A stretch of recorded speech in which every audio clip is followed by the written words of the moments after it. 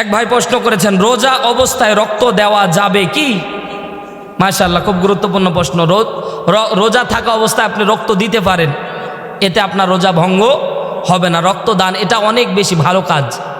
আপনার 120 দিন পর অটোমেটিক আপনার যে রক্ত এটা নষ্ট হয়ে আবার নতুন রিসাইকেল রক্ত আল্লাহ তাআলা আপনাকে দেয়, সুবহানাল্লাহ বলেন। এজন্য কেউ 120 দিন পর পর রক্ত দিবেন, আগে দিয়েন না আবার। কারণ আমি আগে খুব আবেগী ছিলাম, কেউ ফোন দিলেই ও পজিটিভ, আমি দৌড়ায় যেতাম রক্ত দিতে। তো মাসে 2 বার 1 বার রক্ত দিয়েছিলাম, টানা 3 বার এরকম 2 মাসে করে দিতাম। আমার রক্তের অ্যান্টিবডি নষ্ট হয়ে গেছিল। তা আমি অনেক দিন হাসপাতালে ছিলাম এবং ঢাকাতে অনেক দিন আমি মৃত্যুসজ্জায় পাঞ্জা পর্যন্ত লড়েছিলাম। আমার অ্যান্টিবডি পরে আমার রক্তের অ্যান্টিবডি তৈরি করতে অনেক টাকা খরচ হয়েছিল আমার।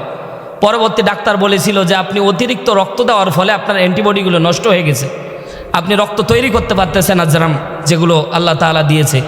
এজন্য 120 দিনের আগে কেউ আবেগ দিয়ে রক্ত দিবেন না। 120 দিন হয়ে গেলে আপনি পরবর্তীতে আপনি রক্ত দিবেন।